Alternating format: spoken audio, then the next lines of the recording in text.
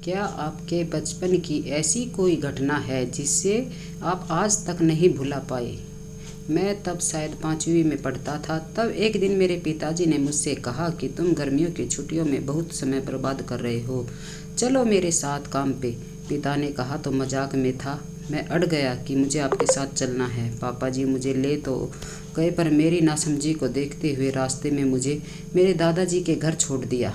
मेरे दादाजी के घर में मेरे 3 चाचा जी, उनका परिवार और मेरे ताऊ जी और उनका परिवार रहता था। पिताजी ने मुझे बाहर ही दरवाजे पर छोड़ गए। मैं अंदर गया तो मेरे एक चाचा का परिवार नाश्ता कर रहे थे। मुझे देख देख के सबने मुंह फेर लिया। शायद उन्हें लगा होगा कि मैंने नाश्ता कर लिया है, पर फिर भी मैं अचानक कैसे आ गया वो पूछ सकते थे। खैर, मेरे दादी जी नीचे रहते थे, जहाँ हॉल में एक टीवी था उनके लिए और किचन, बाकी सबका कमरा ऊपर था। मैं टीवी देखने लगा। मुझे पता ही नहीं चला कब 2 घंटे निकल गए और मुझे भूख सी लगने लगी। अचानक मेरी उसी चाचा के बेटे ने मुझे बुलाया और कहा, भैया मैं मीठी ब्रेड लाया हूँ, आप खाओगे? तो हम दोनों सीढ़ी पर बैठकर ब्रेड खाने लगे, पर वो बहुत गंदगी फैला रहा था, तो मैंने उससे और खाने को मना कर दिया और सीढ़ी साफ कर दी और फिर टीवी देखने लगा। पता नहीं कब मेरे पीछे मेरी चाची आई और मेरा कॉलर पकड़कर मुझे उठाया और कहने लगी कि पूरी सीढ़ी गंदी कर दी, मैंने अभी उन्हें साफ करवाई थी। डर के कारण मैं काँप रहा था, पर उन्हें कोई रहम नहीं आई। वो मुझे लेकर सीढ़ी तक गई और मुझे थोड़ा थोड़ा सा बचा हुआ ब्रेड का पैकेट और पूरी सीढ़ी पर बिखरी हुई ब्रेड दिखाई। मैंने कहा, चाची जी ये मैंने नहीं किया, आपके बेटे ने किया होगा। इस पर उन्होंने कहा, मैंने तुम्हें देखा है यहाँ खाते हुए, और फिर बस तुम शहर में रहते हो, घर वालों पे टेबल पे खाना नहीं खिलाया। ऐसी बातें बोलने लगी जो मैं लिखना नहीं चाहता था। दोपहर का समय हो रहा था। मैं कॉलर पकड़ाए डांट सुन रहा था। सारी चाची मुझे देख रही थी, कोई कुछ नहीं बोल रहा था। तभी मेरे ताऊजी के बड़े बेटे, जो करीब 28-30 साल के थे, वो घर आए। उन्होंने सारा माजरा सुना और मुझे सीढ़ी पर धक्का दिया और उसे साफ करने को कहा।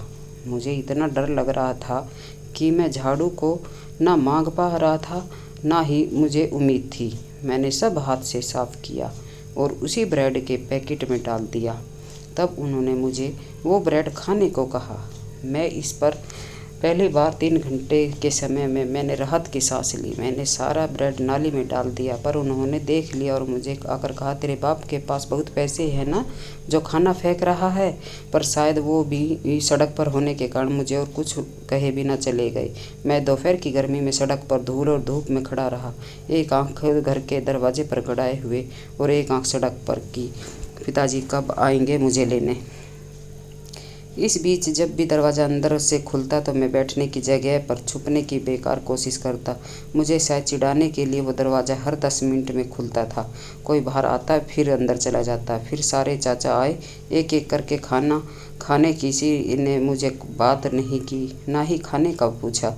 मैं बाहर जब अब बस पापा जी का इंतज़ार करता रहा। शाम 8 बजे जब पापा जी आए, उन्हें लगा मैं बाहर उनका इंतज़ार कर रहा हूँ। मैं फिर घर के अंदर गया, चुपके से अपना सामान लेने, और भाग के पापा जी की गाड़ी में बैठ गया। उन्हें लिपट के पापा जी को जब मैं बताने लगा कि मेरे साथ क्या हुआ, तो उन्होंने ध्यान ना दिया। शायद काम में कुछ तकलीफ़ होगी। मैं पूरे रास्ते धीरे धीरे रोते हुए अपने घर आया। माँ ने पूछा, खाना खाएगा? तब मुझसे रुका नहीं गया। मैं टॉयलेट का बहाना करके भाग गया। माँ के इस सवाल को सुनकर मेरे आंसू रुक नहीं पाए। मैंने बाहर आकर माँ से कहा, आज मुझे खाना खाया नहीं जाएगा, और मैं सोने चला गया। ये बात मैंने माँ से 15 साल तक छुपा के रखी। पता नहीं क्यों। ये कैसी दुश्मनी होती है जो व्यक्ति से नहीं निकल सके तो बच्चे से ली जाती है। मैं आज तक नहीं समझ पाया। जब एक बच्चे को घर से ज़्यादा सड़क सुरक्षित लगे तो कुछ ही तो समस्या है उस घर में। ये जानना बहुत मुश्किल है बात है, नहीं है। तो दोस्तों, आपको कहानी कैसी लगी कमेंट करके ज़रूर बताएं, और चैनल पे पहली बार आप आए हो तो चैनल को लाइक शेयर सब्सक्राइब ज़रूर करें। तो मिलते हैं दोस्तों अगली कहानी में। तब तक के लिए जय माता दी।